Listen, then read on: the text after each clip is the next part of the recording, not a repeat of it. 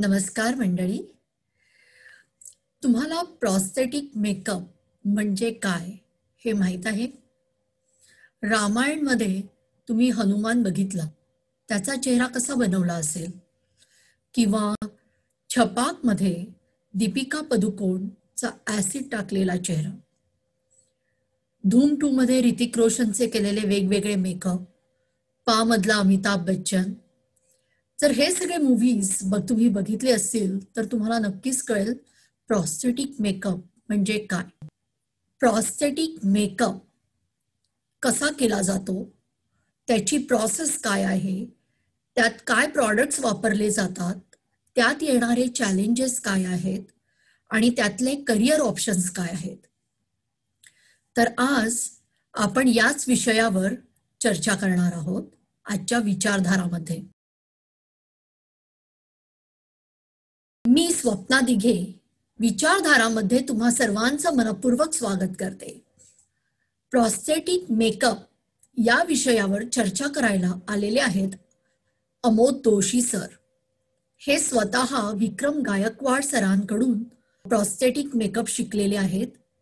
त्याचबरोबर अमोद दोशी सरांच्या असिस्टंट आणि त्यांच्या शिष्या सई शेट्टे सुद्धा आल्या आहेत. तर चला सुरुवात करूया आजच्या विचारधाराला.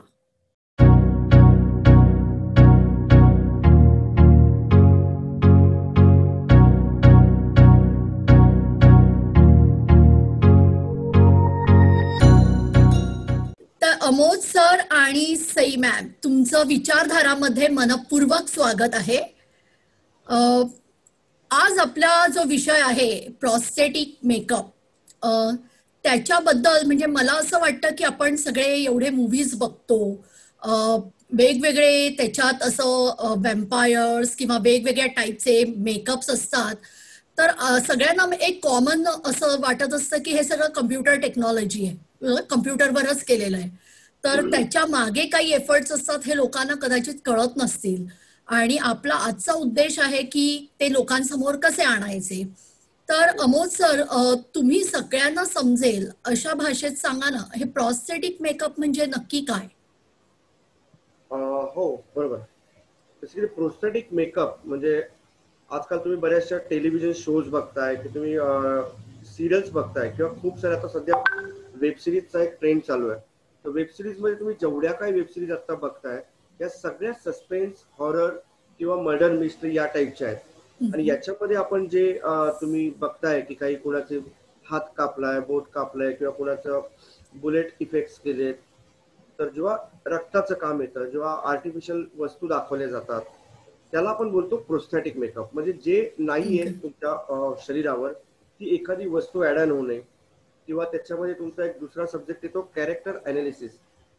त्याच्यामध्ये समजा की मला महात्मा गांधी बनवायचंय तर मला काय स्पेशल लागेल, कशी तरी टक्कल लागेल, मग नाक त्यांची एक आयडेंटिटी होती, ती आयडेंटिटी शोधून ती दुसऱ्या आर्टिस्टवर, दुसऱ्या कॅरेक्टरवर छापणे, याला बोलतात प्रोस्थेटिक मेकअप. अच्छा, सई तुला काही ऍड करायचं आहे का याच्यात आणखी? ऍक्च्युली मी अमोद दोशी सरांची स्टुडंट आहे आणि मला अभिमान आहे त्या गोष्टीचा. सरांबरोबर राहून राहून खूप काही शिकता आलं. प्रोस्थेटिक मेकअप बघत होते, कॅरेक्टर मेकअप बघत होते. म्हणजे मी पण घरामध्ये सरांना माहिती आहे की मी ट्राय करायचे, पण त्याचं ना एक प्रॉपर ट्रेनिंग नव्हतं. कधी कधी काय होतं, एखादी जखम असते एखाद्याच्या हाताला, ते बघून आपण म्हणतो अरे बापरे किती लागले, पण ती जखम बनवताना काय एफर्ट्स घेतले जातात. सो हे ट्रेनिंग मेकअप मध्ये आपल्याला प्रॉपर मिळतं. आणि जी गोष्ट पॉसिबल नाहीये ती आम्ही स्पेशल इफेक्ट्स मध्ये पॉसिबल करून दाखवतो. आपल्याकडे ना इंडियामध्ये आहे प्रोस्थेटिक मेकअप आहे ना, हा एकदम हायर लेवल म्हणजे आहे. त्याच्यामध्ये एक ब्युटी मेकअप येतो, एक ब्रायडल मेकअप येतो, नंतर स्पेशल इफेक्ट्स हा प्रोस्थेटिकचाच एक पार्ट आहे. आणि मला वाटतं इंडियामध्ये ही सगळ्यात हायर लेवलची. स्वतः सांगाल का की तुम्ही कसा शिकलात प्रॉस्थेटिक मेकअप करायला? तुम्ही या लाईन मध्ये कसे काय आलात? फार इंटरेस्टिंग आहे हे. बेसिकली या फील्ड मध्ये जो कोणी येतो ते आपल्या एका चित्र आपण फील्ड म्हणतो किंवा एंटरटेनमेंट मीडिया म्हणतो, जो कोणी पहिल्यांदा या फील्ड मध्ये येतो तो ऍक्टर बनायला येतो. अच्छा. मी पण तसा ऍक्टर बनायला म्हणून आलो. आणि फार पूर्वी पुण्यामध्ये एक शाळा होती, नाट्य संस्कार कला अकादमी म्हणून आमची एक संस्था आहे. त्या संस्थेमध्ये मी गेलो होतो. ते 10वीच्या सुट्टीमध्ये आपण जे टिपिकल वर्कशॉप्स करतो ऍक्टिंगची, आपल्याची कार्यशाळा असते, 200-250 रुपये भरून आपले आई वडील पाठवतात, जा बाबा शिक. जेव्हा मी ती कार्यशाळा करत होतो त्यावेळी रोज तिथे ना वेगळ्या लोकांचे डेमोज होतात त्या 10 दिवसामध्ये. एके दिवशी असं झालं की एक डेमो माझ्या चेहऱ्यावर झाला. काय झालं की ते स्टुडंटला समोर बोलवतात आणि आता तुम्ही बसा कोणीतरी, मी दाखवतो मेकअप काय असतो. त्यांनी एक मॉडेल बोलवलं आणि मॉडेल म्हणून मला बसवलं. आणि मी समोर बसलो मॉडेल म्हणून आणि त्यांनी माझ्यावर एक मेकअप केला आणि तो इतका छान, म्हणजे इतका रिअलिस्टिक होता की म्हणजे आमच्या मेकअप फील्ड मध्ये किंवा प्रोस्थेटिकचे इंडियाचे नंबर 1 गुरु त्यांना आज मानलं जातं. ते नंबर 1 मेकअप आर्टिस्ट आज त्यांना बोललं तर विक्रम गायकवाड सर. अच्छा. तर सरांनी तो एक डेमो दिला. त्यावेळी आम्ही सगळे जुजबी होतो. तर सरांनी एक डेमो माझ्यावर दिला आणि मी जेव्हा मिरर मध्ये बघितलं, अरे वा खूप छान. त्यानंतर म्हटलं की काहीतरी शिकायला पाहिजे, काहीतरी वेगळं आहे. क्रिएटिव्ह फील्ड की म्हणजे चित्रकार चित्र काढतो, पण चित्रांचं कसं होतं की चित्र कधीच रिझल्ट तुम्हाला पटकन देतं. चित्र काही बोलत नाही तुमच्यासोबत, जे तुम्ही बोलाल ते तुम्ही रिॲक्ट होता. पण या फील्डमध्ये सगळ्यात एक प्लस पॉईंट असा आहे की तुम्ही एखादी वस्तू केली, मी समोरच्याला मेकअप केला किंवा काहीही केलं, समोरचा माणूस 2 सेकंदात रिॲक्ट होतो, वाव किंवा हे काय केलंय रे. हा एक हे असतो की रिझल्ट जो तुम्हाला या सेकंदात मिळतो. अख्खं वर्ष माझं वाया गेलं की फक्त ते शोधण्यात की त्या तिथे शिकवायला कोण आले होते. पारखी सरांच्या मी खूप मागे लागलो आणि मी पारखी सरांच्या मागे लागून त्या माणसापर्यंत पोहोचलो. बेसिकली फक्त माझी एक आवड बघितली. मी का वर्षभर त्याला शोधलो ते सगळं माझ्याकडनं माहिती काढून घेतली आणि सर मला त्या घरामध्ये ते सर दिसले. म्हटलं तुम्ही, म्हणजे मीच विक्रम गायकवाड आणि मीच तुला हे सगळं करत होतो, फक्त बघ तुझी आवड अतिशय काय. त्यानंतर मी सरांकडे नॉनस्टॉप 7 वर्ष काम केलं. त्यांच्यावर नाटकं, त्यानंतर सिरियल्स, जे काही मिळेल ते काम. मला 93 मध्येच पहिल्या पिक्चरचा ब्रेक सरांनी दिला होता. तो तिथं मी एक पिक्चर आला होता स्मिता तळवळकरांचा, अतिशय गाजलेला पिक्चर, त्याच्यावर बागबान आला. तर त्या पिक्चर मध्ये मला खूप काही शिकायला मिळालं. आणि मग त्यानंतर आमचं सगळ्यात एक मोठं ट्रेनिंग स्कूल होतं, बाबासाहेब पुरंदरे नाटक जाणता राजा. तिथे सरांबरोबर आम्ही जायचो आणि रोज हिस्टोरिकल मेकअप जास्त करायला लागलो. आणि त्या हिस्टोरिकल मेकअप मध्ये शिवाजी महाराज, तिथे मावळे, मग तिथे दरोडेखोर, हे सगळं करत करत खूप काही शिकलो आणि मग हळूहळू इम्प्रूव्ह होत गेलो. मग सायमल्टेनियस नाटक आणि पिक्चर मीडिया, त्या दोन्ही गोष्टी मॅनेज करत करत करत आज मी तुमच्या समोर आहे ऍक्च्युअली. पण मला आता इथे असं विचारायचं आहे की हे जे एक स्पेसिफिक प्रोस्थेटिकच्या बाबतीत जर विचार करायचा झाला तर माझ्या डोळ्यासमोर येतात ते पा मूवी किंवा आता तो दीपिका पदुकोणचा छपाक मूवी, म्हणजे खूपच ट्रान्सफॉर्म केलेलं आहे त्याच्यात. बेसिकली तुमची सुरुवात कशी असते, म्हणजे काय बघता तुम्ही करता, प्रोसेस काय आहे?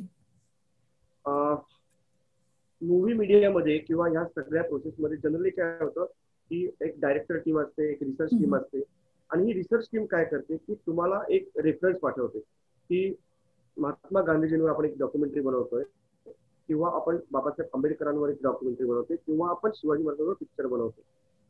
त्यामुळे जे जुने फोटोज असतात त्याचे रेफरन्स आमच्याकडे येतात आधी आणि मग त्यानंतर एक कास्टिंग लिस्ट मधून एक कास्टिंगचे आर्टिस्ट येतात. मग त्याच्यावर कास्टिंग डिरेक्टर बरोबर बसून आम्ही एकदा स्केच रेडी करतो आधी, ह्या माणसाचा चेहरा हा आहे आणि ह्या माणसाच्या चेहऱ्यामध्ये मला ह्या गोष्टी ऍड ऑन करायच्या. आता मला नक्की याच्यात काय काय वस्तू ऍड करायच्या. आता मेन सिम्पल आहे, जो कोणी कॅरेक्टर माझ्याकडे येतं, जेव्हा डायरेक्टर प्रोड्युसर आमच्याकडे येतात आणि सांगतात की यांना तुम्हाला आपल्याला पासारखं बनवायचंय किंवा छपाक मध्ये त्या मुलीच्या चेहऱ्यावर ऍसिड टाकला होता. मग आमचा रिसर्च एक चालू होतो की ठीक आहे, मग आता रेफरन्स काढले जातात. माझी एक रिसर्च टीम आहे, ती ह्या सगळ्या गोष्टी करते आणि 90% रिसर्च हा एक तर अनुभवातून असतो. स्पेशली आम्ही खूप, म्हणजे सरांनी आम्हाला शिकवलं आणि स्वतः मी सुद्धा माझ्या स्टुडंट्सला पण शिकवतो की तुम्हाला रोडवर पहिला ऍक्सिडेंट झाला तर पहिला जाऊन त्या माणसाला मदत करा, नो डाऊट करा. त्याच्या आधी पहिलं बघा की नक्की त्याला कुठे लागलंय, किती रक्त आलंय आणि नक्की त्याचं एक ऑब्झर्वेशन करा आधी. बस तर रस्त्यावर जाणारा एखादा भिकारी असेल, पहिल्या त्याच्या भिकारीला 10 रुपये द्यायच्या आधी ऑब्झर्व करा की नक्की त्याचं काय त्याची आयडेंटिटी आहे. असे कॅरेक्टर्स आम्ही मला आणि याच्यामध्ये साठवत जातो आणि जेव्हा कधी असं आम्हाला रेफरन्स येतो तसं आता पाच हे आला. आता याच्या आधी आता पा मध्ये जर अमित सरांनी जे कॅरेक्टर केले खूपच इंटरेस्टिंग. म्हणजे तशी आपण लोक खूपदा बघितलेली होती आपल्या आयुष्यात, पण आपल्याला हे माहितीच नाही की अशी लोक असतात आणि कॅरेक्टर होतात. आणि त्या मूव्हीमुळे आज आपल्याकडे त्या लोकांकडे बघण्याचा एक स्पेशल दृष्टिकोन आला. बरोबर. असं होतं म्हणून मी मराठी आणि नाटक करायचो पु ल देशपांडे सरांचं. तर त्याच्यामध्ये अंध मुलं असायची. स्वागत थोरात त्याचे डिरेक्टर होते. तर स्वागत थोरात सरांनी आम्हाला एक अंध मुलांचे आम्ही नाटक करायचो पूर्ण 3 तासाचं. आणि त्या नाटकामध्ये मी जास्तीत जास्त मी बघितलंय की सगळे अंध मुलं, पण तरी त्यांना मेकअप करायचा. तरी त्यांना तर काय दिसतंय, मला सगळे वेड्यात करायचे हा मेकअप नाही, ते कॅन फील, त्यांना फील करू द्या. मग त्यांच्या अंगात ते कॅरेक्टर येईल की माझ्या चेहऱ्यावर लिपस्टिक लागली आहे. आणि मग त्यांचा जो कॉन्फिडन्स लेवल वाढतो, हा मेकअप जो कॉन्फिडन्स लेवल देतो ना, तो आनंद फार महत्वाचा असतो. आणि मग असे कॅरेक्टर्स जेव्हा आम्ही तयार करत जातो, साठवत जातो, मग स्केचिंग होतं. आणि मग त्याच्यातली पुढची प्रोसेस असते आमची की आधी आम्ही त्या आर्टिस्टचा एक मोल्ड घेतो काढून. आणि तो मोल्ड काढून घेतल्यानंतर आम्ही त्याच्यावर एक क्ले वर्क करतो. जसं नाक मला आता गांधीजींसारखं पाहिजे किंवा शिवाजी महाराजांचं शार्प नोज होतं, ते नोज पाहिजे. तर ते नोज जर मला बनवायचं असेल तर मला त्याच्यासाठी ते क्लेवर करावं लागतं. आणि मग त्याची एक प्रोसेस आहे मोल्डिंग कास्टिंग करून. त्याच्यात काही लिक्विड्स आम्ही ज्याला सिलिकॉन, आजकाल प्रोस्थेटिक मध्ये सगळ्यात जास्त चालणे सध्याच्या काळात सिलिकॉन ज्याला आम्ही बोलतो. जी बॉडी जनरली मूव्ह होते, हा कान तुमचा मूव्ह होतो, हे मूव्ह. तर हे जे प्रोस्थेटिक आता इंडियामध्ये खूप चाललंय आणि हे आलंय. आणि याच्यासाठी आम्ही बरीच मेहनत घेतली. माझी पण खूप सारी टीम आहे, सरांची आहे. ते प्रोस्थेटिक हा आम्ही सोसायटी पर्यंत आणला. तर त्याचे कॅरेक्टर्स आम्ही जेव्हा घडवतो तर त्या कॅरेक्टर्स मी तुम्हाला एक रेफरन्स दाखवतो. इथे तुम्हाला दिसेल एक कॅरेक्टर, हे मी फोटोग्राफ तुम्हाला सगळे पाठवेल. इथे आता हे मराठीतले सेलिब्रिटी आर्टिस्ट आहेत आणि इथे त्यांचं हे बघा नोटचा एक पॅटर्न इथे लावलाय. आणि इथे ते दुसरे आमचे मराठीचे सिनियर आर्टिस्ट आहेत. तर असे जेव्हा कॅरेक्टर्स आम्ही करतो इथे मग त्यांचं सेकंड ट्रायल मध्ये मग लाइटिंग, कॅमेरा, त्याला आम्ही बोलतो स्क्रीन टेस्ट असं बोलतो, की प्रॉपर ज्या लाईट मध्ये शूट होणार आहे त्या लाईट मध्ये ते केलं जातं. मग त्यासाठी स्पेशल कलर्स काय असतील, लुक टेस्टचे कलर्स काय असतील, मग चेंजेस काय होतील, त्या सगळ्या प्रोसेसचा साधारणपणे 15 ते 20 दिवसाचा कालावधी जातो. आणि मग त्यातून ते कॅरेक्टर तुमचं तयार होतं. पण आता तुम्ही एक म्हणालात की आजकाल सिलिकॉन वापरलं जातं असं तुम्ही म्हणालात. तर आता मला विचारायचं आहे की जेव्हा तुम्ही म्हणालात आजकाल, म्हणजे आधीची प्रथा काय, आधी काय प्रोसेस होती आणि आता ती कशी इव्हॉल्व्ह झाली, त्याच्याबद्दल सांगाल का काही? एक्झॅक्टली. फार पूर्वी म्हणजे आमचे गुरूंचे गुरु जे होते त्यांचे किस्से आम्हाला ते असे येत होते. तर जेव्हा सुरुवातीला जेव्हा हे हॉरर मेकअप होते, जेव्हा त्या क्षेत्रात आल्यानंतर आम्ही उलटा सुरू केला की आधी काय करत असतील हे मटेरियल, पुढे काय येणार आहे हे आम्हाला आजही माहिती, पण आधी काय करत असतील. किंवा रामचे बंधूंचे पिक्चर बघितले जायचे, हॉरर पिक्चर ज्याला आपण म्हणतो. त्या काळी बेसिकली स्पिरिट गम एक आमचा असायचा आणि दुसरा असायचं कॉटन. तर स्पिरिट गम आणि कॉटन या वस्तू वापरून चेहऱ्यावर वेडेवाकडे आकार तयार केले जायचे. ही स्टार्टिंगची सुरुवात होती. म्हणजे तो अखे 12 हात वगैरे पिक्चर तुम्ही जर बघितले त्याच्यामध्ये काही पंढरीदादांनी जे काही गेटअप केले होते किंवा ते लोक त्यावेळी असिस्टंट म्हणून होते, जे आमचे रिजल्ट आत्ताचे आहेत. तेव्हाचे किस्से आम्ही त्यांच्याकडनं काढून घ्यायचो आणि तिथून शिकायचो. त्यानंतरची प्रोसेस आली की मग रबर आलं मार्केटमध्ये, टिश्यू आला आणि मग त्याचं कॉम्बिनेशन करून करून मग लॅटेक्स कुठून मिळायचं. मग जेव्हा गणपतीचे मोल्ड बनायचे गणपतीच्या सीझन मध्ये, तेव्हा असं तिथे गेल्यावर लक्षात यायचं, काही कलिगला लक्षात आलं, काही सरांचे रिसर्च असेल. आम्हाला तर बऱ्याचशा गोष्टी ऐकायला मिळाल्या कारण की आमच्या गुरूंनी रिसर्च करून ठेवल्या होत्या. पण आम्ही जो रिसर्च केला तो कॅरेक्टर्सवर केला. तेव्हा मग ते लॅटेक्स हा प्रकार जे गणपतीसाठी वापरायचे मग ते आणलं गेलं, मग ते चेहऱ्यावर लावलं गेलं. मग हळूहळू त्याच्यात काही प्रोसेस करता येईल. मग जसं जसं आम्ही शिकत गेलो तसं कळलं की हा या गोष्टींनी जी त्रास आहे की लॅटेक्स लावण्यामुळे बेसिकली एक प्रॉब्लेम होता कायम की लॅटेक्स तुमचंही कडक होतं आणि दुसरी गोष्ट ते ऑक्सिजन घेते. आमची स्किन जी आहे, आपली प्रत्येकाची स्किन ही ब्रीथ करत असते आणि तुम्ही ही स्किन बंद केली तर त्याच्यानंतर आतून एक स्वेट चालू होतो आणि मग तिथून तुमचा मेकअप जो आहे किंवा तुम्हाला एक सफोकेशन होतं आणि मग तुम्ही कम्फर्ट राहत नाही. साधी गोष्ट आहे, आपण नुसते चेहऱ्यावर एक 15 मिनिटं असं एखादा पॅक लावल्यानंतर सुद्धा आपल्याला एक थोड्या वेळी सफोकेशन होतं. ह्या सगळ्या गोष्टींचा मग अभ्यास करत करत मग हळू लॅटेक्स मधून मग त्याच्यात फोमचा एक प्रकार आला मार्केटमध्ये. अच्छा. आणि मग तो फोम लॅटेक्स आम्ही सुरू केला. आणि बेसिकली आम्ही जे सुरू करेपर्यंत परदेशात 10 वर्षापूर्वी या गोष्टी झालेल्या होत्या. अच्छा. आमच्यापर्यंत का नाही पोहोचल्यात? कारण बेसिकली बजेट हे जे आपल्या इंडस्ट्रीचं आहे हा किंवा हा ज्या हा. गोष्टी वर्कआउट होतात थोड्याशा, की परदेशातून एखादी वस्तू मागवायची म्हणजे त्याच्यासाठी लागणारे जे पैसे आहेत ते कुणी द्यायचे? मेकअप मध्ये द्यायचे का प्रोडक्शन द्यायचे? बरं. किंवा कधी कधी आर्टिस्ट लोक इन्व्हॉल्व्ह करायचे आणि आर्टिस्ट म्हणायचे की तू माझ्यासाठी फक्त काम करणार, ज्याला आम्ही पर्सनल मेकअप आर्टिस्ट अशी एक पोस्ट असते आमच्या फिल्म इंडस्ट्रीमध्ये, आपल्या बॉलिवूडमध्ये. आणि मग आर्टिस्ट ते आपल्या मेकअप आर्टिस्ट सांगायचं की काम कर, तू परदेशात जाऊन या गोष्टी शिकून ये. मग ते तिकडनं जे काही प्रॉडक्ट आणायचे, ते तिकडनं काही शिकायचे, ती लोक हे आम्हाला थोडस गायडन्स करायचे, शिकवायचे. आणि मग शेवटी ती प्रॅक्टिसनी या सगळ्या गोष्टी होत गेल्या. अच्छा. आणि मग आता तो रिसर्च आता सध्या इझी आहे सगळ्या गोष्टी इंडियात अवेलेबल व्हायला. पण ही गोष्ट मागच्या 10-15 वर्षात खूप इम्प्रुव्हमेंट झाली आहे प्रोस्थेटिक मध्ये. ओके. लॅटेक्स फोम आणि मग त्याच्यानंतरचा जो प्रकार आला तो जेम फोम, आणि त्याच्यानंतरचा हा जो प्रकार आता ऍडव्हान्स मध्ये सगळ्यात सिलिकॉन. तर याच्यावर अजून फक्त एक ब्लॅकटन हा प्रकार आहे, पण सिलिकॉनला अजून तरी पर्याय आलेला नाहीये. आणि दॅट इज व्हेरी हायेस्ट जो आमचा प्रोसेसचा पार्ट बोलला जातो. पण मला आता इथे हेही विचारायचंय की लॅटेक्स तुम्ही म्हणालात किंवा सिलिकॉन हे जे प्रॉडक्ट्स वापरतात, तर लॅटेक्सची काही काही लोकांना ॲलर्जी पण असते. काही काही लोकांना ते सहन नाही होत ना लॅटेक्स, त्यांचं स्किन रेड होते किंवा असं. तर असं म्हणजे हे सगळे जे तुम्ही मटेरियल ज्या लावता, ज्या व्यक्तीवर हे करता, तर त्याचं काही आधी स्किन टेस्ट होते का, करता का? ऑफकोर्स म्हणजे प्रत्येक गोष्ट जी आहे ना ती स्क्रीन टेस्ट होते. पहिलं आर्टिस्टशी कन्सल्ट केलं जातं की आम्ही तुमच्यावर हा मेकअप करणार आहे आणि तो जो मेकअप करणार आहे तुमच्यावर त्याच्यावर हे प्रोडक्ट लागणार आहे. आता कन्व्हिन्स करणं सोपं आहे, कारण कसं झालंय की काही दिग्गज आर्टिस्ट लोकांनी स्वतःच्या चेहऱ्यावर सगळ्या गोष्टी करून घेतात. तर अच्छा. डायरेक्ट त्याची उदाहरणं आपण देतो की आम्ही जे अगर लगा सकते तो आप भी ट्राय करो सर, की त्यांना एक पोलाइटली आणि छान भाषेत सांगितलं तर तेही जाणतात. आणि राहता राहिला अच्छा. प्रश्न एलर्जीचा. त्या एलर्जी ज्या असतात म्हणजे आपल्याला एक मेडिकली कळलं की यांना या प्रॉडक्टची एलर्जी आहे. जनरली आमच्या प्रॉडक्ट मध्ये असतं की ऍसिटोन. खूप लोकांना ऍसिटोनचे रिएक्शन होते, स्किन मध्ये पुअर्स येतात. तर अच्छा. त्याच्यासाठी आम्ही एक आयपी नावाचं सोल्युशन काढलंय. आणि आता जे शूटिंगला लॅटेक्स वापरलं जातं ते लॅटेक्स आम्ही प्रोसेस करतो. त्याच्यामध्ये आमचे काही केमिकल्स आम्ही त्यात टाकतो की ज्याच्यातून त्याचा हार्डनेस आम्ही कमी करतो. आणि त्या गोष्टी त्या स्किनला अलर्जी कधी येऊ शकते हे आम्हाला आता पण माहिती. आम्ही जे मेडिकल डॉक्टर लोकांना विचारलंय, तुमचे स्किन पोर्स बंद झाले, स्किन पोर्स मध्ये काही आपण कनेक्टिंग केलं, आपण येतो होतो की त्या ज्या गोष्टी आहेत की अलर्जी वगैरे येते वगैरे, तर मोस्टली आपण त्यासाठी काही क्रीम पहिल्यांदा ऍप्लिकेशन करतो.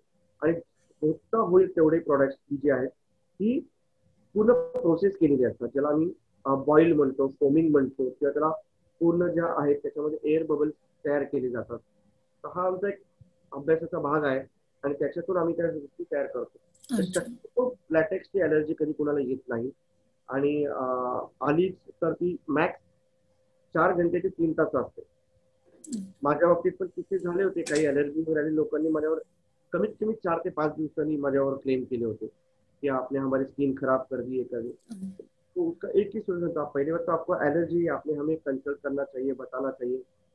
उसके बाद 4 दिन के बाद तो डॉक्टर को भी हम लोग ने पूछे कि भाई ऐसा होता है क्या केमिकल इंडस्ट्री में, ऐसे कि आपको एलर्जी 4 दिन के बाद आती है किसी भी चीज की या किसी भी दवा की? तो नहीं, कोई भी चीज अगर बॉडी में इंजेक्ट होती है या बॉडी के ऊपर लगती है तो उसका एक रूल है कि वो 3 घंटा मैक्स जो है वो असर करेगी.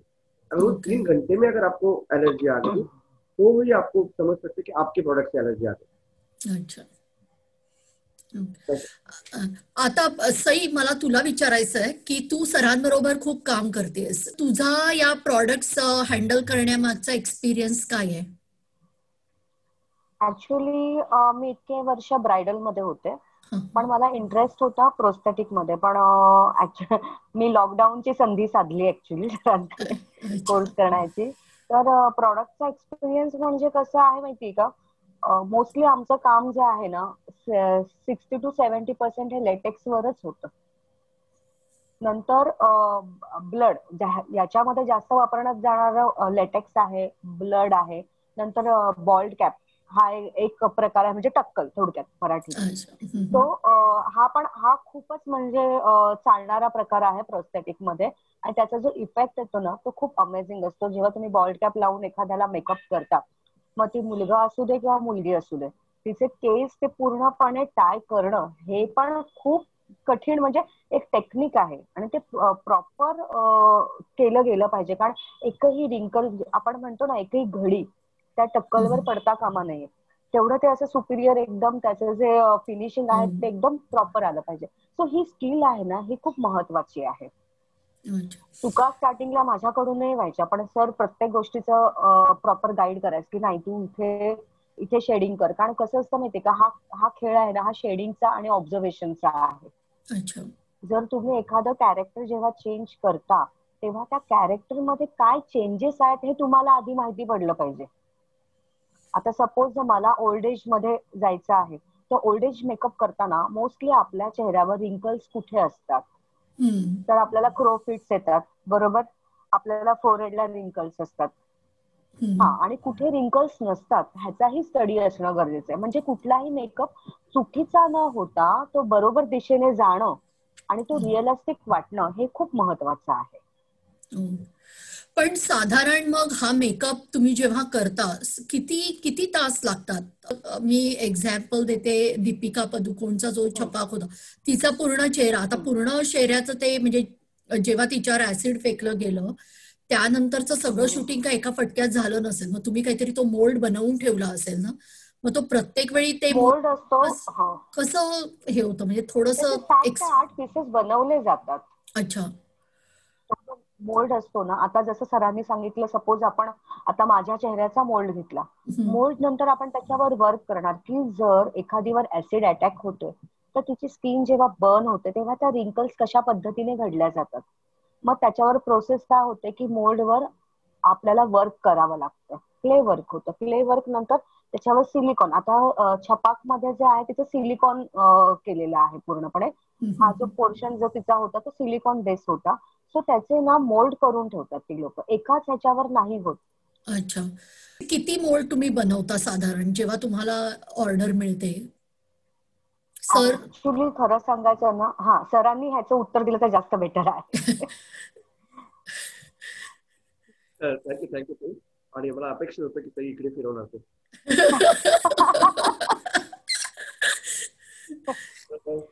बेसिकली या सगळ्या गोष्टी ज्या आहेत ना, खूप स्टडीच्या, आणि पहिली गोष्ट प्रोस्थेटिकला टाइम लिमिट्स नसतात. पण जेवढा जास्त टाइम तुम्ही घ्याल, कारण ह्या गोष्टी इतक्या बारकाईने करायच्या असतात आणि इतक्या रिअलिस्टिक वाटल्या पाहिजेत, जसं काही मॅडमनी सांगितलं. याच्यामध्ये कसं आहे की प्रत्येक वस्तू, म्हणजे रोज आपण तुम्ही स्वतः जरी आरशात बघाल किंवा तुमचा चेहरा रात्री झोपल्यानंतर किंवा कधी रात्री लेट नाईट पर्यंत झोपा आणि दुसऱ्या दिवशी उठला तर तुमचे डोळे थोडेसे सुजल्यासारखं आपल्याला वाटतं तरी थोडी चेहऱ्यावर सूज आहे. आणि किंवा कधी खूप सारी मेहनत केली आहे, जॉगिंग केलं, हे केले, आणि तोच तुमचा चेहरा परत थोडासा सिंपल होतो. तर तेच आमच्या आर्टिस्ट लोकांसाठी वगैरे असतं. तर हे जे प्रोस्थेटिकचे आम्ही जेव्हा पीसेस बनवतो, हा दिवसाला एक पीस बनवून यूज अँड थ्रो होतो, कारण that is a rubber silicon. तर प्रत्येक वेळी एकच पीस बनतो, तो एकदा चेहऱ्यावर कटिंग झाला लागला, जसं आम्ही एखादं नोज बनवलं, जसं आम्ही एखादं गालचा पीस बनवला, हे आम्ही जेव्हा इथे फिटिंग करतो हे त्या स्किन मध्ये मर्ज केले जातं. म्हणजे काय होतं की तुमचा जो रबरचा एवढा पीस आहे, कट होऊन तो एवढाच चेहऱ्यावर लागतो, आणि तो एवढा लागलेला चेहऱ्यावरचा पीस परत दुसऱ्या दिवशी तसा लागू शकत नाही. म्हणून प्रत्येक वेळी नवीन नवीन नवीन नवीन काढावे लागतात. पण कसं आहे की भरपूर बजेट असतं, खर्च खूप असतो, आणि हे काहीच लोक, म्हणजे 2 ते 3% लोक फक्त जे आमच्या बॉलिवूडमध्ये आहेत ते अफोर्डेबल करू शकतात या सगळ्या गोष्टी. आणि सुरुवात आपल्याकडे झाली या सगळ्या गोष्टीची की जेव्हा हे पीसेस बनवणे, मोल्डिंग काढणे, ह्या गोष्टी रिसेंटली आपल्याकडे आल्या. पण याच्या आधी जनरल ऑल फेसच जास्त काम केलं जायचं. त्यामुळे सर्वात जास्त प्रोस्थेटिक मेकअप आर्टिस्टला किंमत अशी होती. आणि बेसिकली कितीतरी वेळा आम्ही अनुभव घेतलाय की शूटिंग लिटरली आमच्या तिथे थांबलंय का, तर अमोल जोशी आज तिकडे मेकअप करतोय, तो मेकअप झाल्याशिवाय अमोल जोशी इकडे येणार नाही. आणि याच्यात खूप प्राऊड फील असायचं, कारण आज माझ्यासाठी आज कोणी वाट बघते, बेसिकली वाट नाही बघत आहे, माझ्या कामाची जे कदर होतीये बेसिकली. ह्या गोष्टी खूप हे करतात, कारण ते स्किल एकाच माणसाला असू शकतं कुणाला तरी. आज कदाचित मी केलेला मेकअप सई मॅडम नाही करू शकणार किंवा कदाचित त्यांनी केलेला मेकअप मी नाही करू शकणार. ह्या गोष्टी ज्या असतात ना, ह्या पूर्वीच्या काळी खूप व्हायच्या की एक स्पेशल मेकअप आर्टिस्ट त्यासाठी बसवून ठेवलं जायचं किंवा तू जोपर्यंत होत नाही तोपर्यंत तू इझरी राहिला. आता बाकीचा मेकअप आर्टिस्ट समजा एक पर डे असतो आमच्याकडे शूटिंग नाही त्याला त्या रिमिनेशनला पर डे हा वर्ड बोलला जातो. तर तो पर डे असतो की त्याचा जर 500 रुपये असेल तर एक makeup artist they will charge 700. It's twice और इज 12%. का तर 13% का? कारण ही आहे स्पेशलाइज, तो स्पेशलायझेशन आहे त्याचा, कारण हे काम दुसरं कोणीच करू शकणार नाही. म्हणून त्या ज्या प्रोसेस चालू झाल्या आणि आताच्या सिच्युएशन मध्ये म्हणजे आता या मागच्या 4 वर्षात 5 वर्षात जे रबर पीसेस ज्याला आम्ही म्हणतो किंवा जे छपाक मध्ये तुम्ही उदाहरण दिलं त्याच्यामध्ये हे स्पेशली एक पीसेस बनवले गेले आणि तो डाय बनवला गेला आणि त्या डायचे पीसेस काढले गेले. त्यामुळे मेकिंग करणारा वेगळा आणि फिटिंग करणारा हा माणूस वेगळा असायचा. त्याच्याकडे एकाच माणसाला सगळं करायचं. म्हणजे आम्ही स्वतः दिवसाला 5-5, 6-6 तास घालून एक कॅरेक्टर आमच्या हातून व्हायचं आणि त्याच्यानंतर मग तो म्हणजे तुम्ही म्हणताय की आता प्रॉस्थेटिक मेकअप ऍक्च्युअली ते मोल्ड करून जे बेसिक काम आहे एक करणं हा मेकअप आर्टिस्ट करतो, तुमच्यासारखे सर ते करतात आणि नंतर त्याच्या एका मोल्ड पासून मल्टिपल बनवणं किंवा ते ऍड करणं हे कोणी दुसरं करू शकतं, म्हणजे तसं ते ट्रान्झिशन करतात. तर तुम्ही विक्रम गायकवाड त्यांच्याकडून शिकलात, ते पंढरी दादांकडून शिकले, म्हणजे फार लिमिटेड माणसं या फील्डमध्ये आहेत. तर आता काही अकॅडमीज आहेत का? हा, अकॅडमीचा विषय झाला तर बेसिकली आता माझ्या माहितीत तरी अजून स्पेशल अशी अकॅडमी इंडियात नाहीये. ज्या काही नेटवर आपण सर्च करतोय काही अकॅडमीज आहेत त्या स्पेशली ऑन धिस सब्जेक्ट अजूनपर्यंत नाहीये. त्या ज्या ब्युटी अकॅडमीज आहेत आणि तो add on master class, prosthetic class आणि त्याच्यामध्ये सुद्धा त्यांचे जे सब्जेक्ट आहेत ते अगदी लिमिटेड आहेत. ज्याला मी इल्युशन हा वर्ड वापरतो की ज्यात फक्त बेसिक ब्युटिशियनला किंवा न्यू कमर्सला जे शिकवलं जातं त्या इन्स्टिट्यूटमध्ये हे सगळे एक बेसिक मेकअप शिकवले जातात. आणि जे कोणी सिनियर मेकअप आर्टिस्ट आहेत त्यांनी स्वतःच्या अकॅडमी रन केल्या किंवा ज्या काढल्यात त्या मेकअप आर्टिस्टच्या कोर्ससाठी काढलेल्या आहेत, ज्याला आम्ही म्हणतो की बॉलिवूड मेकअप, मीडिया मेकअप आणि bridal makeup. Like prosthetic academy अशी सेपरेट कुठली नाहीये, पण मागच्या एक 6-7 वर्ष झाली मी ती एक फक्त त्याच नावाने आणि फक्त त्याच सब्जेक्टसाठी ती रन करतोय. आणि ती म्हणजे search in the Google also India's first prosthetic makeup academy, they will say that OV makeup academy. Proud thing and ती अजूनपर्यंत ती कन्सिस्टन्सी माझी आहे आणि मी तेच फक्त शिकवतोय, त्याच विषयावर फक्त काम करतो. ओके. पण मग तिथे फक्त तुम्ही शिकवता, मग तुम्ही तुमचा कोर्स डिझाईन केलेला आहे का? किती वर्षाचा साधारण कोर्स आहे तो? साधारणपणे याचा एक इंट्रोडक्शन कोर्स हा असतो. एक फर्स्ट जिथे आम्हाला पहिले 10 डेज आम्ही त्यांना स्टुडंट जो कोणी आमच्याकडे ब्युटी करतो बेसिकली हा सब्जेक्ट मी पहिल्यांदा आणला. मी हेअर अँड ब्युटी ऑर्गनायझेशनचा पण एक ट्रस्टीवर आहे. नंतर आमची जी आयबा म्हणून एक आमचं खूप मोठं पॅनल आहे ब्युटी इंडस्ट्रीचं, त्याच्या पण मी कमिटीवर आहे. तर इथे जेव्हा आम्ही ब्युटिशियन्स किंवा या लोकांना शिकवत अपग्रेड करत गेलो की ब्रायडल मेकअप किंवा न्यू ट्रेंड किंवा इंटरनॅशनल हेअरस्टाईल मार्केटमध्ये आणल्या गेल्या, त्या US आणि लंडनवरनं आमच्याकडे आल्या गेल्या. तिकडनं काही सेलिब्रिटी आले, मग त्यांना इंडियात आणून त्यांच्याकडनं बाकी स्टुडंट्सला शिकवून पैसे कॉन्ट्रीब्युट करून ह्या प्रोसेस चालू असताना मी बेसिकली जास्त फोकस केला की आता याबरोबर ब्युटिशियन्सला नेक्स्ट स्टेप काय. बॉलिवूडमध्ये येणं हे प्रत्येकासाठी एक चॅलेंजिंग असतं, कारण पब्लिक तुमच्याकडे जेव्हा येतं कुठल्या ब्युटी पार्लर्स मध्ये येतं की आम्हाला जी लिपस्टिक लावायची ती माधुरी मॅमनी लावली तशी लावा, आम्हाला लिपस्टिक लावली ती आलिया भट्ट के वो रेड कलर का लिपस्टिक वो लगाओ, अशी डिमांड तुमच्याकडे घेऊन येतं जेव्हा आमच्याकडे ब्युटीमध्ये येतात मेकअपला. मग ब्युटिशियनला एक वाटतं की अरे आपण एकदा तरी बॉलिवूडमध्ये काम केलं पाहिजे. मग ह्या जेव्हा बायका आमच्याकडे शिकायला यायला लागल्या, जिथे नवीन स्टुडंट्स यायला लागले, ब्युटिशियन्स यायला लागल्या, त्यांना आम्ही काय करायला लागलो की ट्रेनिंग, आता तुम्हाला फक्त प्लेन मेकअपचं ट्रेनिंग नाही, आता तुम्हाला पिक्चर मध्ये लागणाऱ्या सगळ्या मीडियाचं ट्रेनिंग घ्यावं लागेल. मग त्या काय, समजा चालू शॉट मध्ये हिरोईनला सांगितलं की बाबा इथून रक्त खाली आलं पाहिजे, तिच्या गाडीच्या डॅशबोर्डवरती आपटलीये किंवा तिच्या हाताला काप लागले किंवा बोट कापलं गेलं, तर तुला हे सगळं आलं पाहिजे, कारण नुसतं तर तू प्लेन मेकअप करून चालणार नाही. Then I will divert them into media class. मग अच्छा. असं करत करत मी ऑल ओव्हर इंडियात साधारणपणे खूप सारे सेमिनार्स घेतले, वर्कशॉप घेतले, ज्याला ब्युटीचे सेमिनार. त्यात एक माझा फिलर फक्त हलका टाकत गेलो. सई, आता तू मला सांग ना तुझा एक्सपिरियन्स काय, कारण तू पण असंच मेकअप करत करत या फील्डमध्ये आलीस, राईट? तर तू जेव्हा आता अमोद सरांबरोबर शिकतेस आणि आता अमोद सरांनी जसं सांगितलं, तर तुला असं इंडिपेंडेंटली काम मिळतं की तू ऑलवेज सरांबरोबर असते, म्हणजे कसं वर्क होतं ते? हा, ऍक्च्युली हा प्रश्न खूप छान आहे. ऍक्च्युली मी जे शिकले ना, माझी स्वतःची face to face makeup academy आहे डोंबिवलीमध्ये, जे मी जिथे ब्रायडल आतापर्यंत ब्रायडल करत होते. आणि मला वाटतं ठाणा किंवा इथे कोणीही प्रोस्थेटिक म्हणजे मुंबई सोडले तर बाकी कोणी प्रोस्थेटिक करणार नाहीये. सो मला मी एज्युकेशन माझ्या इथलं वाढावं किंवा माझ्या इथे स्टुडंट्स त्यासाठी यावे म्हणून मी हा कोर्स केलेला आहे. मी ऍक्च्युली शॉर्ट फिल्म्स केलेल्या आहेत आधी, काही वर्ष असिस्टंट म्हणून पण काम केलेलं आहे. पण मग म्हणजे असं तुम्ही म्हणालात की त्याच्यात सारखं रिसर्च होतच असतं, पण तुम्ही मग तुम्ही जेवढं एफर्ट्स घेता हे मोल्ड बनवणं, त्याच्यातलं जे काही तुम्ही प्रोसेस पूर्ण एक्सप्लेन केली, त्याप्रमाणे तुम्हाला त्याचं नंतर इन्कम तेवढं मिळतं?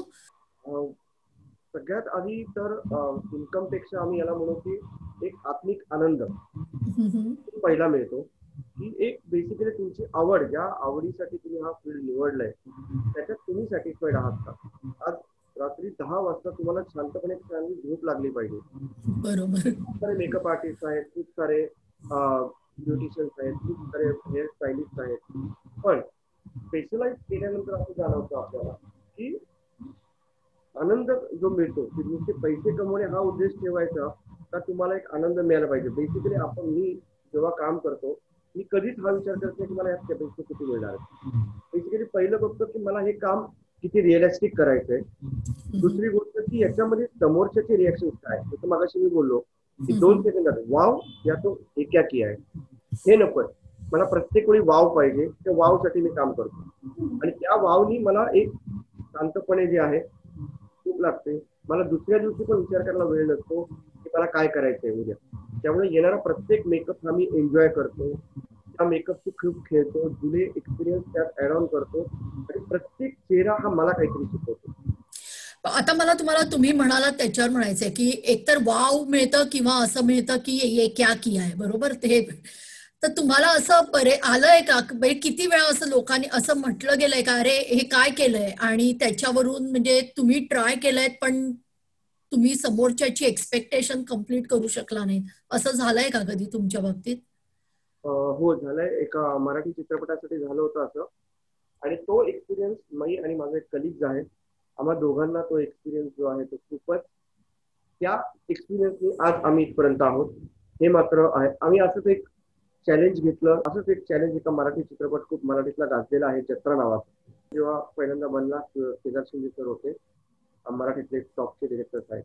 सरांनी आम्हाला एक तू सांगितलं की असे 2 भरत सर आहेत, ते तुम्ही समोरासमोर आणायचे. तर आम्हाला एक सीन असा होता की इकडनं भरत सर येतात, तिकडनं भरत जाधव मराठीतले आर्टिस्ट तुम्हाला माहिती आहे. तर भरत जाधव सरांचे 2 चेहरे मला हवे. काय करता येईल आपल्याला.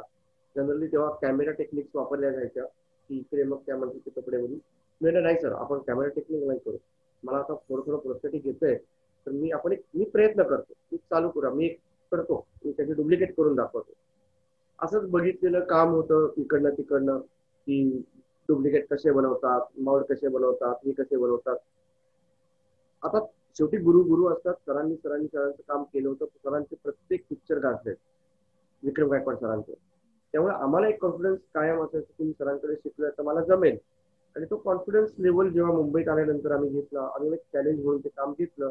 काम घेतल्यानंतर साधारणपणे असं झालं, जेव्हा केव्हा रबर आम्ही जो पीस आम्ही बनवला, तो पीस आम्ही पहिल्यांदा त्यांना अट टाकली की नाही, आम्हाला फक्त दोघांचे डोळे सेम पाहिजे. कारण डोळे मी नाही बनवू शकत, बाकी सगळं बनवू शकतो. काय तर बाबा मी त्याचा मास्क बनवेल. आता मास्क बनवणं तेव्हा हे फक्त थोडी माहिती होती. आणि त्या कॉन्फिडन्स मध्ये आम्ही तो मेकअप करायला गेलो आणि मग ते काय मजा झाली की पहिली रिॲक्शन अशी होती की आम्ही पीस जेव्हा लावायला घेतला, जेव्हा तो करायला गेलो, तेव्हा तो एका सर्टन टाइमला तिकडच्या वेदरनी तो फुगत गेला. म्हणजे त्याला एक मॉइश्चर पकडला, तो फुगत गेला, आमचं टेक्निकल म्हणून. आणि तो पीस मोठा झाला, त्याचं भावलं झालं. पहिली रिॲक्शन तर भरत जाधव आणि केदार शिंदेची अशी होती की म्हणजे हसू का रडू असं एक त्यांचं होतं.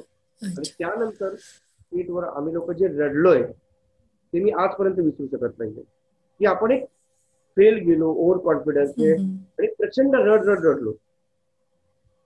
त्यावेळी केदार सरांनी आम्हाला जवळ घेतलं. हा प्रयत्न होता ना, चांगली गोष्ट आहे, नेक्स्ट टाइम अजून चांगलं कर. आणि मग तिथून पुढे आता काहीतरी केलंच पाहिजे आणि मग तो चालू झाला. मग त्यानंतर आधीपर्यंत जेवढ्यांदा मेकअप केले अप्रिशिएट केले गेले कधीही असं. म्हणजे मी त्यानंतर आमिर सरांकडे गेलो. आमिर खान आपले सगळ्यांचे लाडके, त्यांचं मी पर्सनल मेकअप डिझायनर म्हणून एका पिक्चरसाठी काम केलं प्रोस्थेटिक मध्ये. फक्त पना नावाचा पिक्चर होता 2002 ला. तर जेव्हा आम्ही हे एक्सपिरियन्स करत होतो तेव्हा याचा रेफरन्स कळतं की बाबा हा मेकअप करतो, याला बाबा प्रोस्थेटिक येतं, याला प्रोस्थेटिक येतं. हे तेव्हा वर्ड होते मार्केटमध्ये 2000 सालातली गोष्ट. आणि मग असं करत करत करत आम्ही जेव्हा पुढे गेलो, पण तो किस्सा किंवा ते जे आहे ते एकदाच फक्त असं झालं होतं. नंतर मात्र प्रत्येक वेळी कुठेही जायच्या आधी पहिल्यांदा घरी ट्रायल करतो आणि मग तिकडे जाऊन आम्ही हे करतो, म्हणजे जेणेकरून फसायला होतो. आता या मेकअप साठी तुम्ही जे काही जी प्रोसेस वगैरे सांगितली, तुम्ही कधी कम्प्युटर टेक्निक्स यूज करता का? करावीच लागतात. ऍडव्हान्स मीडिया आहे अच्छा. तारखेला की जेणेकरून स्किल ठेवणे किंवा तुम्ही हेअरचे सॉफ्टवेअर बघता, हेअरस्टाईल चेंज करून वगैरे दाखवतात. कॉम्प्युटरवरनं ग्राफिक्स जेव्हा आमच्याकडे येतात ते लोक ग्राफिक डिझायनर स्केच करून पाठवतात. तो स्केच माझ्याकडे आल्यानंतर आम्ही काय करतो की तसं क्लेवर पहिलं करतो. अच्छा. मी नॉर्मल माणसाचा मोल्ड काढतो. त्या मोल्ड काढल्यानंतर मी त्याच्यावर ते क्लेवर करतो की आता ओके ग्राफिक्स मध्ये मी काय केलंय, नाक असं तेडं वाकडं केलंय, कान इकडे आणलाय, डोळा खाली आणलाय. मी तसं प्ले त्या नॉर्मल फेसवर करतो, त्याचे काढतो आणि मग ते डायरेक्ट चेहऱ्यावर लावले की मला माझ्या चेहऱ्यावर ते पीस लावले मी बनवून, तर माझ्या ग्राफिक्स सारखं सेम डिझाईन होतं. पण मला आता इथे आणखीन परत मला त्या प्रॉडक्ट्स वर जायचंय. हे जे सिलिकॉन प्रॉडक्ट्स किंवा हे जे सगळे प्रॉडक्ट्स तुम्ही म्हणालात, हे सगळे प्रॉडक्ट्स आता इंडियामध्ये अवेलेबल आहेत आणि त्याची क्वालिटी पण चांगली असते की तुम्हाला काही वेळा इम्पोर्ट करावे लागतात? नाही, सध्या तरी म्हणजे आत्ताच्या वेळेला फक्त 1 ते 2 वर्षात टेक्निकल वस्तू आहेत की ज्या इंडियात मिळतच नाही. ज्याला मी टेलिस्टिक नावाचा एक स्पेशल गम आहे, हा जो फक्त स्टार लोकांना वापरला जातो किंवा हा फक्त एक स्पेशल कामासाठी वापरला जातो कारण इट्स खूप कॉस्टली. दुसरी गोष्ट तोच फक्त इंडियात येऊ शकत नाही, म्हणून आम्ही जो कोणी आमचा लंडनला जातो, जो कोणी आमचं ओळखीचे कलिग कोणी गेलं की त्याच्या अकाउंटला पहिले आम्ही 1 लाख रुपये टाकतो. भाई कुछ भी लेके आ, पण टेलिस्टिक लेके आ. वन ऑफ द बेस्ट गम आम्ही ज्याला बोलतो की त्या ज्या वस्तू त्या मागवत त्या ऑनलाईन पण येत नाहीत, त्या इंडियात मिळत नाहीत. तो एकमेव प्रॉडक्ट आहे की ज्याच्यासाठी आमचं काम अडू शकतो. पण आता इंडियात प्रॉडक्ट सगळे अवेलेबल आहेत, चांगल्या क्वालिटीचे आहेत आणि बेसिकली जे आहेत त्याच्यामध्ये आमच्या R&D तर ऑलरेडी खूप झालेला आहे. कारण ती जी बाहेरची प्रॉडक्ट आपल्या इंडियन टेम्परेचरला सूट नाही होत. तर त्यांनी त्यांच्या टेम्परेचर किंवा त्याच्यातले जे केमिकल्स आहेत ते त्या टेम्परेचरला बनलेले असतात. तेवढी वॉर्म टेम्परेचर किंवा तेवढे कूल टेम्परेचर आपल्याकडे नाहीये. म्हणजे आपल्याला आपला एक एक्सपिरियन्स त्यात टाकावा लागतो. त्यातले स्पिरिट, त्यातले आयपी, त्यातले अल्कोहोल हे तेवढे ऍड ऑन करावे लागतात आम्हाला. म्हणजे आमची एक लॅबच आहे स्पेशली की हे सगळं बनवणारी. आणि हे सगळे प्रॉडक्ट आम्ही बनवतो किंवा त्याची प्रॉडक्ट आम्ही रॉ मटेरियल घेतो आणि त्याच्यात हे सगळ्या वस्तू मिक्स करून स्पेशली इंडियन टेम्परेचरला ते सूट होईल अशा वस्तू बनवल्या जातात. म्हणालात का म्हणजे प्रत्येक एक मेकअप आर्टिस्टची एक त्यांची स्वतःची लॅब असते का? म्हणजे आता सई तुझं एक्झाम्पल घ्यायचं झालं तर तुझी पण स्वतःची एक लॅब आहे, लॅब म्हणजे वर्कशॉप आहे का? माझी मेकअप अकॅडमी आहे, पण कसं असतं माहितीये का, याच्यामध्ये जे आपले सिनियर आर्टिस्ट असतात, आता जसं अमोद सर आहेत माझे गुरु, तर मला जर काही रॉ मटेरियल लागलं तर मग मी काय करणार, सरांकडून मागवणार. कारण हे तयार करणं हे पॉसिबल मला तरी पॉसिबल नाहीये. आणि दुसरी गोष्ट म्हणजे एक सांगायची तर क्रायलॉन कंपनी आहे की जी इंडियामध्ये प्रोस्थेटिक साठी काम करते, ज्याच्या बॉल कॅप पण आहेत. आणि हा एक गोष्ट अजून एक आहे की एक बॉल कॅप जर तुम्ही विकत घ्यायला गेलात ग्लॅडझनची बनलेली असेल तर त्याचा खर्च आहे 700 ते 800 रुपये, बरोबर. पण प्रत्येक वेळेस समजा जर माझा एखादा मेकअप फेल जातो आणि परत मला एवढे पैसे टाकून घेण्याच्या ऐवजी सरांनी आम्हाला लेटेक्स वर स्वतः कॅप तयार करायला शिकवले. की हा खूप महत्वाचा पार्ट आहे की तुम्ही ट्रेनिंग घेताना तुम्ही कसे स्वतःहून तयार करू शकता ज्या गोष्टी ज्या कॉस्टली आहेत. 750 ते 800 रुपये माझे वाचतात एका हम्म, ठिकाणी, आणि मी स्वतः शिकते की लेटेक्स थ्रू मी कशी स्वतःची बॉल्ड कॅप तयार करू शकते. मग ते मेजरमेंट असतं, मग कटिंग असतं, मग अच्छा. त्याला चिकटवण्यासाठी प्रोसीड गम येतो. आता हम्म, प्रोसीड गम, आता क्रायलॉन कंपनी जर म्हटली तर याच्यामध्ये हे सगळे प्रॉडक्ट अवेलेबल आहेत. पण एक आहे की आता सरांना इतकी वर्ष झालेली आहे, तर त्याच्यामुळे कसं होतं, सरांना सगळे आतले फंडे माहिती आहेत की प्रॉडक्ट कसे तयार करायचे, आणि जेणेकरून ते मलाही रिझनेबल पडणार. जर हम्म. मी आता सपोज मी क्रायलॉन कंपनीचं ब्लड घ्यायला गेले, ब्लड मध्येही जेल ब्लड आहे, अच्छा. स्टिकी ब्लड आहे, लिक्विड ब्लड आहे. तर एखादी घ्यायला गेले, आता सपोज मी प्रॅक्टिस करते, तर प्रॅक्टिसच्या वेळी मला एवढे पैसे घालणं पॉसिबल नाहीये, बरोबर? हम्म, कारण मी ऍज अ स्टुडंट मी जर माझा विचार केला तर एवढं मी नाही प्रत्येक ठिकाणी पैसे इन्व्हेस्ट करू शकत. मग बरोबर. त्यावेळी सर जे ब्लड बनवतात किंवा ते मला परवडतं, आणि त्याची क्वालिटी खूपच छान असते. अच्छा. हा, मग जे मग मला जर काही मटेरियल लागलं तर ऑफकोर्स माझा पहिला फोन सरांनाच असतो. अच्छा. हा, जिथे काही गरजेचं आहे तर तेव्हा मला सर म्हणतात तू या कंपनीचं घे, हे घे. आणि दुसरी गोष्ट म्हणजे इंडियामध्ये हे प्रॉडक्ट्स आपल्याला कमी किमतीमध्ये थोडे अवेलेबल आहेत. पण जर तुम्ही सपोज लंडन वरून मागवायचं म्हटलं, तुम्ही अमेझॉनवर जर एखादी 9,000ची गोष्ट आहे, अमेझॉन वरून जर तुम्ही मागवत असाल तर ती इंडियामध्ये येईपर्यंत त्याचे 13,000 ते 14,000 होतात. हे परवडत नाही. मग अशा बरोबर. वेळी आपण आपल्या ग्राउंड, म्हणजे आपलं जे प्ले ग्राउंड आहे, होम ग्राउंड, होम पिच, आपण त्याच्यावर खेळणं मला वाटतं जास्त बेटर आहे. कारण कधी कधी काय होतं, जेव्हा नवीन आर्टिस्ट असतो, तर सपोज मी ब्रायडल मेकअप आर्टिस्ट म्हणून सरांना माहितीये माझं वर्क चांगलं, पण प्रोस्थेटिक म्हणून जर आता माझ्या करिअरची सुरुवात हळूहळू होत असेल, तर स्टार्टिंगला मला एवढं इन्व्हेस्टमेंट जमणार आहे का, या गोष्टीचाही विचार केला जातो. आणि आपण बरोबर. कोर्समध्ये जर एक सफिशियंट अमाऊंट टाकतो, तर त्याच्यानंतर व्हॅनिटी कशी बनवायची कमी हम्म. खर्चामध्ये किंवा काय, तर मला वाटतं हे सरांकडनं मी जास्त बेटर शिकले की कमी खर्चामध्ये तुम्ही व्हॅनिटी कशी बनवू शकता. प्रॅक्टिस करायला मग साधारण किती इन्व्हेस्टमेंट लागते? म्हणजे तू इनिशियली जेव्हा हे प्रॅक्टिस करत होतीस तेव्हा हम्म. हे करताना साधारण म्हणजे आपल्या प्रेक्षकांना पण त्याचा अंदाज येईल. शिकताना एक इनिशियल अमाऊंट, म्हणजे कसं असतं, तुम्ही शिकताना तेव्हा एक किटचे पैसे तुम्ही त्या अमाऊंट मध्ये मिनिमम 10,000 to 15,000 स्टार्टिंगला तुम्हाला इन्व्हेस्टमेंट आहे. अच्छा. जर सपोज तुम्ही ब्लड हम्म. सरांकडे 1 लिटरची बॉटल येते, अर्धा लिटरची बॉटल येते ब्लडची, बरोबर? जर मी दुसऱ्या एखाद्या कंपनीची घ्यायला गेले तर तीच बॉटल मला जवळजवळ 3,000 पडेल. तर सरांकडे तीच बॉटल मला जर 1,500ला मिळते, सो हा माझा प्रॉफिट आहे. आता एक आर्टेक्स नावाचं आहे, जसं म्हणजे इट्स म्हणजे सेमी सिलिकॉन पण आपण म्हणू शकतो, आर्टेक्स नावाचं आहे. तर आर्टेक्स म्हणजे काय आहे की जसं तुम्ही छपाकमध्ये बोलला सिलिकॉन पीस, तर तसंच पातळ आहे, पण इट्स नॉट अ सिलिकॉन. हे लेटेक्स नंतरचा एक ऍडव्हान्स प्रकार आहे आर्टेक्स. 2A अच्छा. आणि B नावाचे त्याच्यामध्ये म्हणजे लिक्विड्स असतात. ते मिक्स करून ते बनवलं जातं, आणि एखादी जखम तुम्हाला दाखवायची असेल, आता हे येतं 2,500चं, बरोबर? ते 2,500 टाकताना माझा जीव पुढे मागे होणार. हा, जर तुम्हाला समोरून तुम्ही तेवढे अर्न करताय तेव्हा तुम्ही ते त्या प्रॉडक्ट मध्ये टाकू शकता. सो मला असं वाटतं की स्टार्टिंगला बेसिक प्रॉडक्ट वर काम करणं कोणीही शिकताना, कारण ह्याच्यामध्ये ना वेस्ट बऱ्यापैकी थोडंफार होऊ शकतं मटेरियल. आणि वेस्ट कुठं, वेस्ट म्हणजे आता तुम्हाला सांगते, जेव्हा मी सरांबरोबर पहिला मोल्ड काढला, तेव्हा आता मोल्ड काढताना त्याच्यामध्ये काही मटेरियल वापरलं जातं, बरोबर? ते मटेरियल त्याच्यामध्ये सिमेंट, पीओपी वापरलं जातं, किंवा डेंटल म्हणजे डेंटिस्ट लोक जे सिमेंट वापरतात त्याला ते वापरलं जातं. पण मग हे वापरताना त्याची कॉस्टिंग पण तेवढी 1,100 आणि 1,200चं एक आहे ते. तर ते परवडेल का तुम्हाला प्रत्येक वेळी स्टुडंटला? मग हे स्टुडंटच्या फीज मधनं जेव्हा, म्हणून ह्याची जी कॉस्ट आहे ना त्या कोर्सची, ही जास्त असते. अच्छा. कारण जवळजवळ मी सरांबरोबर आतापर्यंत 3 मोल्ड काढले. सरांच्या इथे कधी पैसा बघितला गेलेला नाहीये.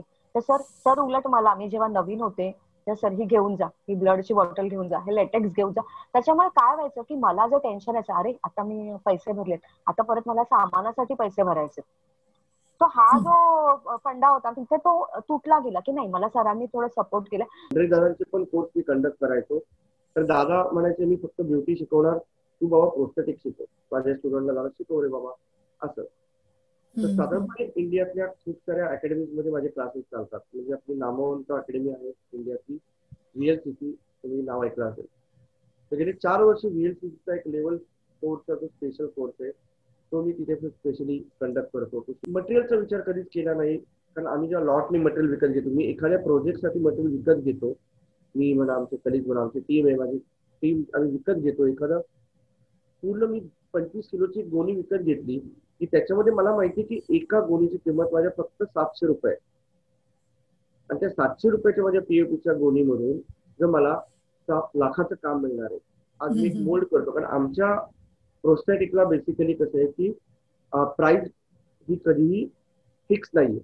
म्हणजे एक छोटासा मेकअप मी जर ठरवलं की बाबा हा मेकअप या पिक्चरसाठी गरजेचा आहे, इथे आपल्याला फुकट करायचं किंवा इथे मला याचे 10,000 रुपये घ्यायचे, किंमत माझी फक्त 10 रुपये पण नाहीये, ती त्या कलेची किंमत या 20 वर्षाच्या तपस्या जी असते त्याची किंमत आहे. माझ्याकडे डॉक्टर इंजिनियर सुद्धा शिकायला येत आहेत आजही आजच्या घडीला, की आम्हाला फील्ड चेंज करायचे मग हा स्पेशल कोर्स केला पाहिजे. आणि या कोर्ससाठी कसं आहे की तुम्हाला 0 पासून तुम्ही सुरू करू शकता, की तुम्हाला स्पेशली काही माहिती असली पाहिजे असं काहीच नाहीये. पुढचा प्रश्न मला हाच विचारायचा आहे, कोणी असं येऊन डायरेक्ट प्रोस्थेटिक ज्याने काही मेकअप शिकला नाही प्रोस्थेटिक शिकू शकतो का? आरामशीर काही नाही. ज्याला फक्त आतून आवड आहे की मला दुसऱ्याला घडवायचंय, पॉइंट लक्षात ठेवा, मला दुसऱ्याला घडवायचंय ही जेव्हा मनातून इच्छा होते किंवा मला फक्त जे पैसे कमवण्यासाठी या लाईन मध्ये येतील ते कधीच सक्सेस होणार नाही. जेव्हा ह्या गोष्टी तुम्हाला आतून आवडतात की मला काहीतरी शिकायचंय करायचंय आणि मला कॅरेक्टर घडवायचंय, तेव्हा आपोआप तुमच्या हातून चांगलं काम होतं. म्हणून 0 शिकलेली माणसं सुद्धा माझ्याकडे येऊ शकतात. गॅरंटेड मी त्यांना जर त्यांची सिन्सिअरिटी असेल नसेल तरी मी त्यांच्यावर मेकअप हा मारू शकतो, त्यांच्यावर मेकअपचा एक पगडा देऊ शकतो आणि 7 ते 8 दिवसामध्ये अगर तो पूर्ण ट्रेन नाही झाला, त्याला आवड निर्माण नाही झाली, ऍटलिस्ट म्हणजे तो तयार होणं हा नंतरचा भाग, पण ऍटलिस्ट माझं एक असतं की तुला आवड निर्माण झाली पाहिजे, तुला ही लाईन अगदी खरं आणि प्रामाणिक कळली पाहिजे. सई, मी तुझ्यापासून सुरुवात करते. तुला काही प्रेक्षकांना मेसेज द्यायचा आहे? मेसेज म्हणजे ऍक्च्युली हा जो तुझ्याबरोबर आता जो चाललेला सेशन आहे हा खूपच इंटरेस्टिंग होता. आणि प्रेक्षकांना सांगायचं तर एकच गोष्ट सांगेन, जर खरंच आवड असेल तर हे फील्ड खूप चांगलं आहे, फक्त पेशन्स पाहिजे. कोणत्याही गोष्टीमध्ये तुम्हाला पेशन्स हरवून चालणार नाहीये. पेशन्सचं काम आहे, कारण आम्ही कधी कधी जेव्हा मोल्ड काढतो आणि मोल्डवर जेव्हा वर्क करतो तेव्हा 2-2, 3-3 तासही लागतात त्या गोष्टीला. आणि जेव्हा मोल्डवर आम्ही क्ले वर्क करतो तर खरं सांगू का, सरांनी माझ्या अकॅडमीमध्ये सरांनी एक काढलेला सरांनी मी काढलेला एक मोल्ड आहे तो ठेवलाय. 1 महिना झाला मी त्याच्यावर क्ले वर्क करते. कधी कधी झालं तर 10 दिवसामध्येही होईल आणि कधी कधी झालं तर 1 महिनाही लागेल. सो पेशन्स आणि आवड जर असेल तर हे फील्ड खूप चांगलं आहे. आणि प्रोस्थेटिक बद्दल माहिती, आणि मी तुम्हाला सांगू का, एक ना प्रोस्थेटिक मेकअप आर्टिस्ट कडे जो बघण्याचा दृष्टिकोन आहे ना हा खूप हायर लेवलचा दृष्टिकोन आहे. कारण बाकीचे ब्रायडल मेकअप आर्टिस्ट, म्हणजे मी हे स्पष्टपणे बोलते, bridal makeup artist, beauty makeup artist आणि प्रोस्थेटिक मेकअप आर्टिस्ट हा नेहमी हाय लेवलला आहे. आणि तो जो दृष्टिकोन आणि सरांना जो मान सन्मान मिळतो त्यांच्या वर्कमुळे तो खूप हायर लेवलचा आहे. सो हा फरक आहे. त्याच्यामुळे ब्रायडल करता करता जर प्रोस्थेटिकचं ट्रेनिंग घेतलं तर नक्कीच चांगलं आहे, पण त्याच्यामध्ये वर्किंग प्रोसेस मध्ये राहिलं पाहिजे, की करून थांबायचं नाहीये, तर कंटिन्यू कामामध्ये तुम्ही राहा. बरोबर. अमोद सर, तुम्हाला प्रेक्षकांना काय मेसेज द्यायचा आहे? मेसेज म्हणजे एवढंच की एक खूप छान वेगळा सब्जेक्ट आज पहिली गोष्ट तुम्ही निवडला. खरंच खूप वेगळी क्षेत्र या जगामध्ये आहेत. तुम्ही ती चॉईस करा, त्याच्यावर आनंद घ्या, अभ्यास करा त्या गोष्टीचा. आवडलं तर पुढे जा, नाहीतर तुम्ही ह्या गोष्टी ज्या आहेत ना या ऍटलिस्ट एकदा महसूस करून बघा. फ्युचर खूप छान आहे, इन्कम सोर्स खूप छान आहे, करण्यासारखं खूप आहे आणि कधीच बंद न पडणारा हा मीडिया आहे. सगळं बंद होईल पण हे बंद नाही पडू शकत. आज एवढा वेळ दिलात विचारधारासाठी, खरंच खूप प्रेक्षकांतर्फे विचारधारातर्फे खूप खूप धन्यवाद. खरंच थँक्यू व्हेरी मच. खूप आभारी आहोत. आणि मला खात्री आहे की प्रेक्षकांना हा सब्जेक्ट नक्कीच आवडेल आणि जास्तीत जास्त लोक या क्षेत्राकडे वळतील अशी अपेक्षा करते.